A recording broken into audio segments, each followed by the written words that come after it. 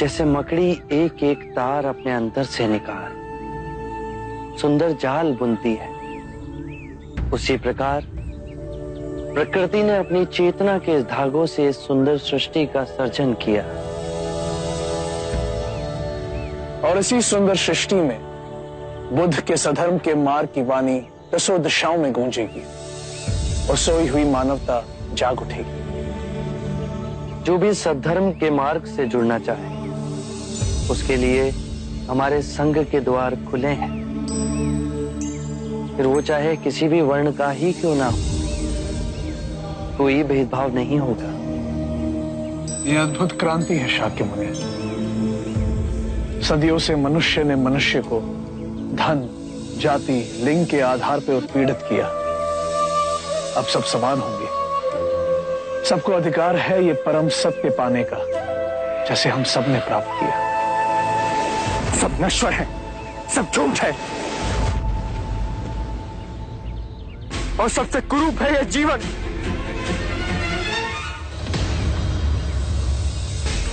छोड़िए मुझे, छोड़िए, छोड़िए, छोड़िए मुझे। आप होते कौन है मुझे रोकने वाले? मेरे जीवन पर स्वयं मेरा अधिकार है। नहीं, जिसने तुम्हें जन्म दिया उस माता का अधिकार है।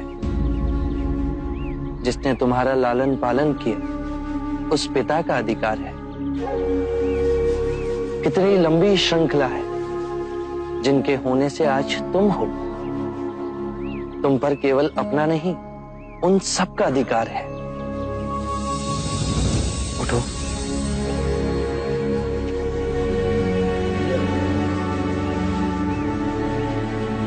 क्षणिक आवेग था मन का, अब वो शांत हुआ? क्षणिक नहीं, जीवन में सब कुछ पाया। सुख, धन, ऐश्वर्य, काम वासनाओं की तुष्टि, और वो सब क्षणिक था। जब भी अपने अंदर देखा तो एक बहुत ही गहन अंधकार पाया, बहुत ही गहरी पीड़ा पाई और बहुत ही सूनापन पाया। जीवन जीने का कोई अर्थ ही नहीं रहा। इच्छा जब तड़पती है तो हमें लगता है कि जब वो पूर्ण होगी तो हम तृप्त हो जाएंगे, पर जैसे ही इच्छा पूर्ण होती है हमारा मन फिर से सूनेपन से भर जाता है। जानते हो क्यों? जब इच्छा की कामना थी तो वो स्वप्न था।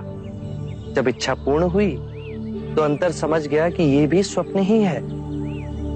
एक क्षण ना पकड़ सके और हाथों से फिसल गया। तो क्या इस जीवन में कुछ भी अनश्वर नहीं है? बाहर के सुखों को भोगने की कामना से अतृप्त रहो। बाहर दौड़ने से कुछ नहीं होगा। जीवन से घबरा, उसे नकारने से कुछ नहीं होगा। अपनी जीवन यात्रा अंतर की दिशा में मोड़नी होगी।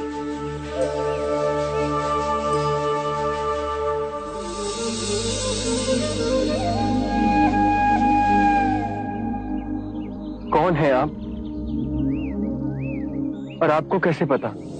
बुद्धं शरणं गच्छामि, धम्मं शरणं गच्छामि।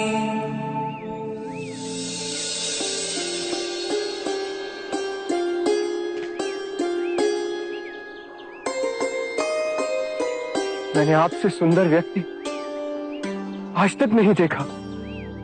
इतनी देर में तुम्हारे पास ही खड़ा था पर तुम मुझे देख न सके। तुम्हारी आंखें अंधी होकर हर ओर केवल अंधकार ही देखना चाहती थी। मनुष्य अपने मन में जैसी चाहे वैसी दुनिया को देख सकता है। सत्य है, आप महात्मा हैं। मैं दुखी हूं अपने अंतर मन से। मेरा नाम यश है। एक धनी वैश्य परिवार में मेरा जन्म हुआ। जीवन में किसी भी बात की कमी नहीं थी। मैंने हर सुख भोगा, वासनाओं की पूर्ति करता रहा, पर अंदर ही अंदर मेरा मन घुटता रहा। मैं और नीरस होता गया। कितने मनुष्य हैं जो कि शारीरिक रोगों से पीड़ित हैं, धन के अभाव से पीड़ित हैं, अन्याय से पीड़ित हैं, पर उतने ही मनुष्य मानसिक रोगों से भी पीड़ित हैं। चारों ओर देखो यश,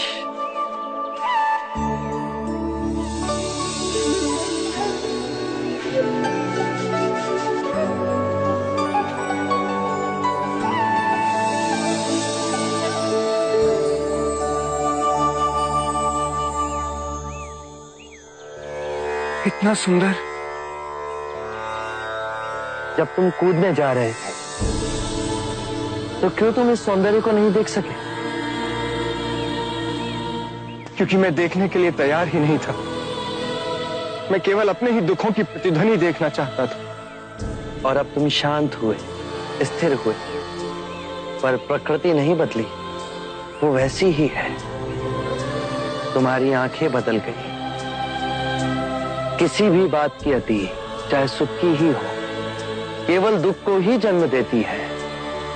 इसीलिए मध्य में रहो, तो जो जैसा है वैसा ही दिखेगा। परम शांति पाओगे।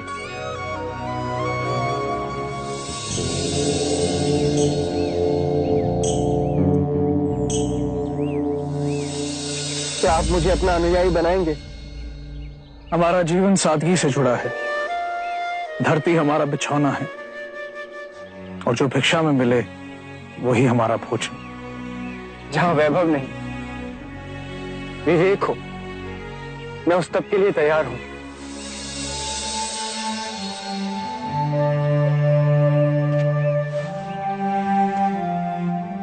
हर कोई जो इस पृथ्वी पर जन्मा है उसे परम ज्ञान पाने का अधिकार है। बस पहला पग उसे उठाना है। मैं तैयार हूं।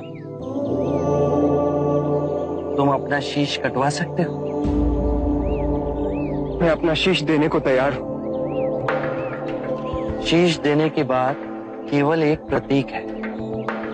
शीश देने को वही तैयार होता है जो अपने अहंकार का शीश काट अपने गुरु के चरणों में रख सके।